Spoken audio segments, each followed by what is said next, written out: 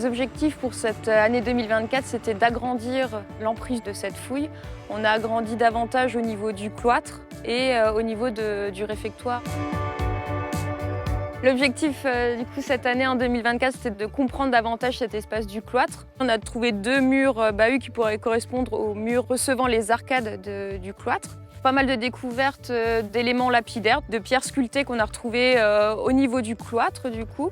Donc c'est des éléments qui n'ont pas été récupérés au moment du démantèlement de l'abbaye. Donc on a pu retrouver 2 tailloirs romans, donc 2 tailloirs décorés, un à palmettes et un à 2 rouleaux et avec des petites fleurs et des pétales.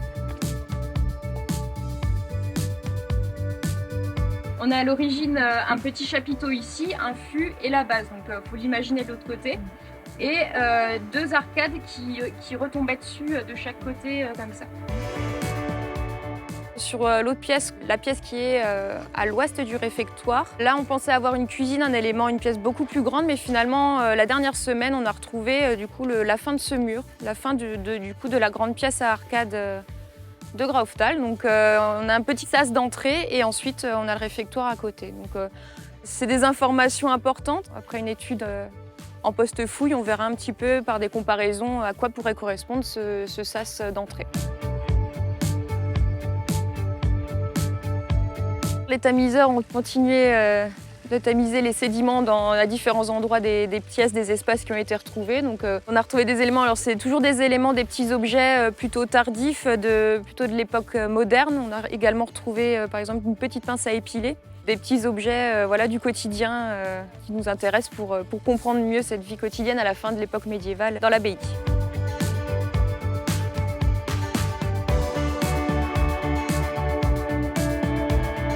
Un sondage a été réalisé sous les dalles dans le réfectoire. On a essayé de descendre un petit peu pour voir ce qui se passait en dessous, pour voir le comblement qui a été réalisé au cours du XVe siècle.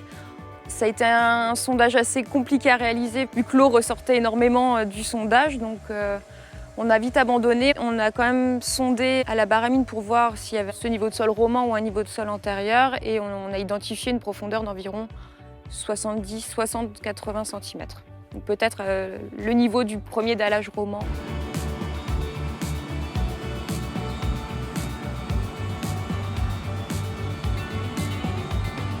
Moi, je viens ici pour répondre d'abord à une question archéologique.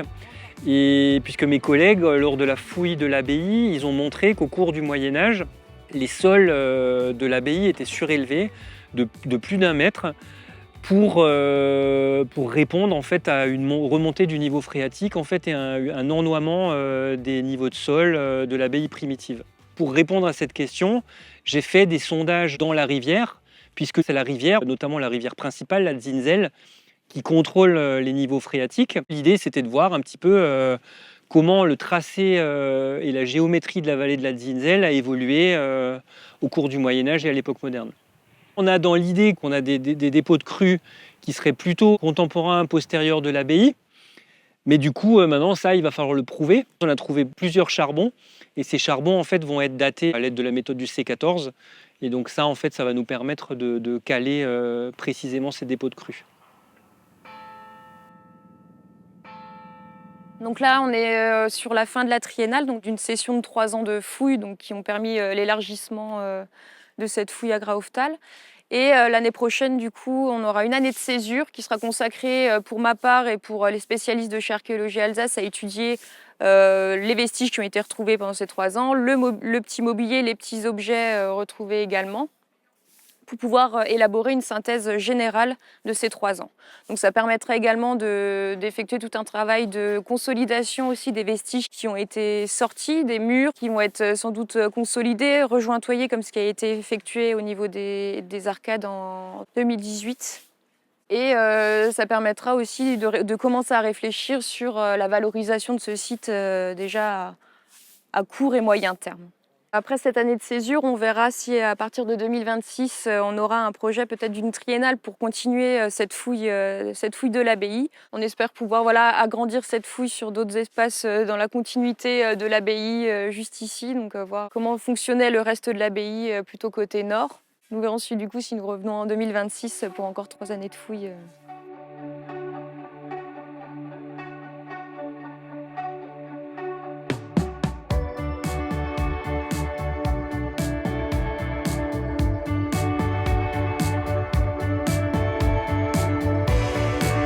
L'abbaye, depuis la première fois où j'ai eu l'occasion de voir le site, a complètement changé de visage.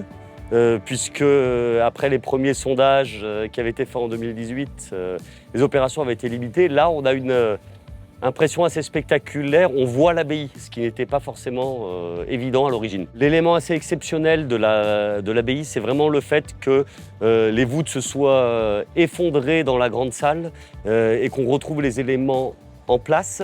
Ce qui nécessite un énorme travail pour les fouilleurs, mais aussi le fait que les élévations de cette abbaye aient été conservées de manière assez exceptionnelle pour des sites qu'en général on retrouve soit complètement en élévation parce qu'ils ont été préservés jusqu'à aujourd'hui, soit complètement en ruine et on ne retrouve plus que la race des murs. Là, on est dans un entre-deux qui est peu fréquent sur ce type de site. C'est un site qui, sur le plan archéologique, sur le plan historique, renaît enfin grâce à ces 3 campagnes de fouilles. Ce qui m'a marqué, c'est les progrès faits durant ces 3 campagnes, la relation qu'on peut faire sur le plan architectural avec d'autres abbayes, notamment celle de Marmoutier.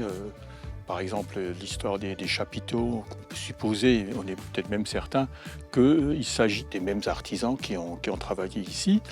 Et ce qui m'a marqué aussi, c'est sa découverte de cette pierre tombale, de l'avoué de Lutzelbourg. C'est impressionnant de retrouver, après des siècles, ces vestiges enfouis sous la terre qui aujourd'hui émergent et qui permettent d'avoir une idée plus précise de ce qu'était cette abbaye dans le temps. Ces fouilles permettront de renforcer l'attractivité et l'attrait de notre territoire en termes de visites historiques et peut rayonner donc sur la fréquentation du territoire tout entier. Je ressens déjà une grande fierté, une grande fierté d'avoir déjà cette abbaye dans notre village. On a quand même découvert de super belles choses. Avant, tout était recouvert avec de la terre. On n'avait pas l'impression qu'il y avait autant de trésors là en dessous. Et c'est ce qui est vraiment super. Maintenant, le gros souci, c'est la valorisation. Comment valoriser ce site? Et là, il faudra se poser les bonnes questions, trouver des partenaires pour valoriser ce site.